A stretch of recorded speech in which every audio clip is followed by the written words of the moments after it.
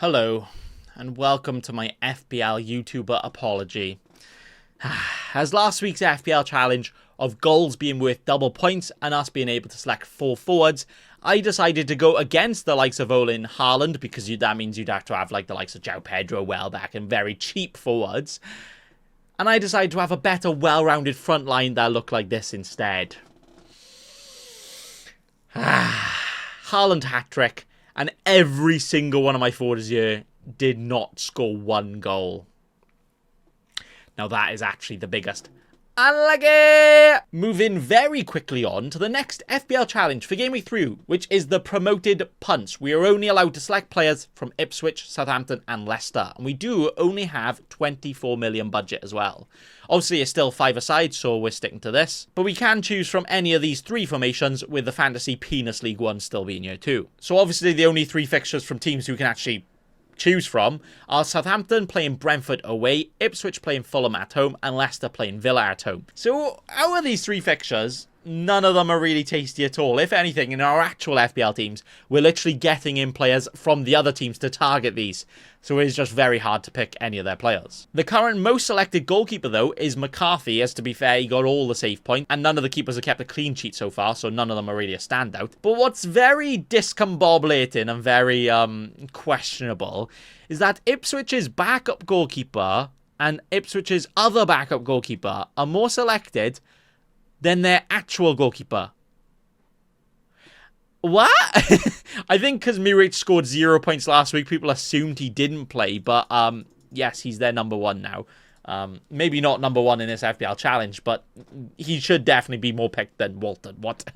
In defence, FaZe is by far the most selected defender, because to be fair, he did score last week, and Johnson got an assist last week, so that's why he's the second most owned. The midfield selection is, yeah, very wibbly-wobbly, isn't it? With the likes of Luongo being the most selected, and Winks, and they're both just the 4.5 million bench fodder. They're never going to get FPL returns ever, until this week, where one of them will end up scoring a brace and be like, what?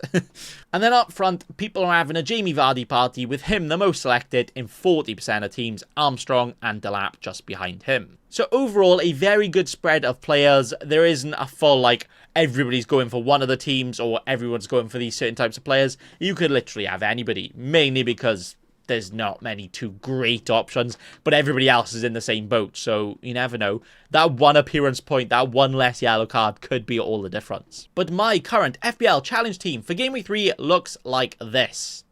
Yeah, this is a proper wibbly-wobbly challenge, isn't it? I'm looking at this team and I'm like, what am I doing? I have gone for the 2-1-1 formation. That's probably the points I'm getting. 2, then 1, then 1, if I'm lucky. Where my thinking is, if I go for this formation, I can then have a defender from each team, so that if any of the teams keep a clean sheet, at least I have some points.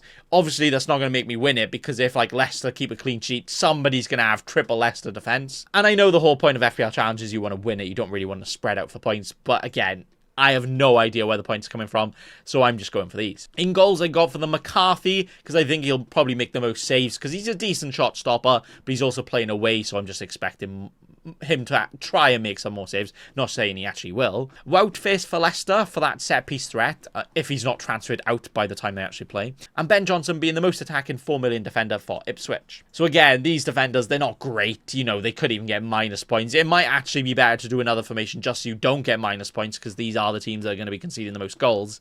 But again, if a clean sheet happens, at least I'm covered. And then in midfield, I've gone for Brereton Diaz, because he's essentially playing up front for Southampton. I don't think they're going to score a single goal this season, but if they do, it could be him. And a Jamie Vardy, because why not have a party? He's actually gone up in price, so that 0.1 million making him 5.6 million actually means you're probably stuck with 0.4 million in the budget left, so you're actually going to get a better team without him.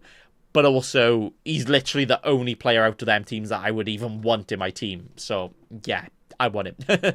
He's also my captain right now because, you know, having that party. So for now, I am quite happy with this. Well, as happy as I can be, because out of context, what even is this team? What am I doing? If you show this FPL team to anybody who's not played at FPL or Fantasy or whatever, and they just know about football, and you show them this, they're like, what are you doing? Why are you doing this? And yeah, that's pretty accurate. Shout out to Abdiafit Mohammed for scoring 85 points in Game Week 2 and being top of my mini league for that week, with a team that looked like this. And obviously, picking Haaland, captaining Haaland, was obviously the better choice to do with your Game Week 2 FPL Challenge team, but at least they've done it right here, and they reached 1.3k in the world with 90 points. Damn, son. And shout out to Rivato Lee, who is currently top of my mini league overall for the FPL Challenge, a whole 1 point ahead of second. Ooh, can you go on and win it? No, I'm gonna win it. I mean, I'm so far behind, but we'll see.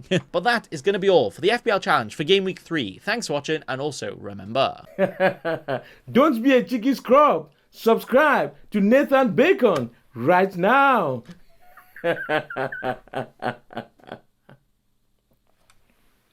Don't let your memes be dreams.